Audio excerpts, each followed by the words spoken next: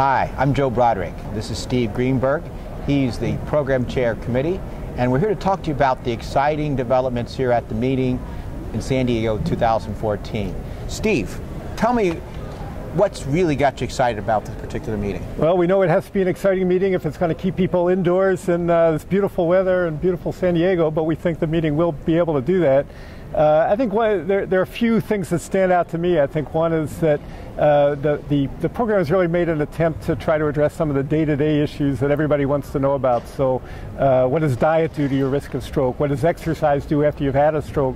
What does sleep apnea do, such a common public health problem? So I think there's a real attempt to try to bring in some of the exciting science that's come up in really day-to-day lifestyle issues that people want to know about. And I would think not just doctors, but patients. Well, yes. I mean, it's everybody wants to know what to do to prevent a stroke. Obviously, it's really right at the top of everybody's list of fears. Much more than sudden death is suddenly having a stroke.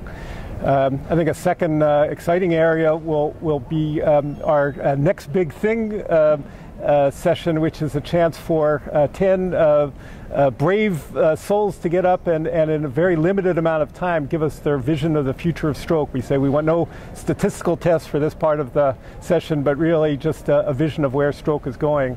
And one other topic that's going to come up, one that's near and dear to your heart, is the formation of a stroke trials network, which I think is really an opportunity that we've been looking forward to for so long, to be able to perform trials in stroke more efficiently. And this is an area that I think is going to be of great interest to the membership here, of how we can take ideas from the lab and take them to clinical trial.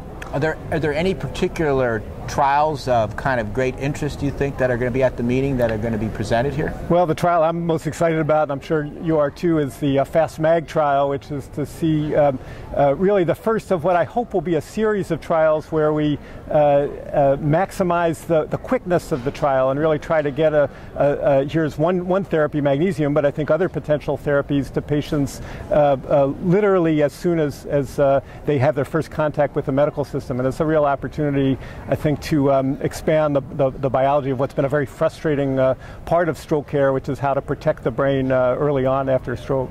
Any other trials or important studies you think that people be interested in hearing about, making sure they mark it out on their program calendar? Well, I think yeah, any number. I'm going to be excited to hear about uric acid as a new additive to clot busting, to TPA, as a way to help protect neurons during that vulnerable period. And that's an exciting area that's come up in neurodegenerative disease, but now it's also come up in stroke as well. In fact, it's being tested in Parkinson's disease. Right, that's right. Protective. That's right. So it's sort of like a good idea. One area may work. Well, in another protecting neurons is a good thing, and it's really a great opportunity in stroke that we haven't yet realized. We haven't yet figured out how to add to our clot busting techniques by protecting the neurons. Now, there's late-breaking abstracts or late-breaking trials and things like that through the meeting. Are those scattered a little bit through the meeting? So it's not all on the last day of the meeting like it's been in the past, but I think there's also one coming up on Wednesday or Thursday, late-breaking? That's right. So I think each of the 3 days we're going to have now what we call keynote addresses.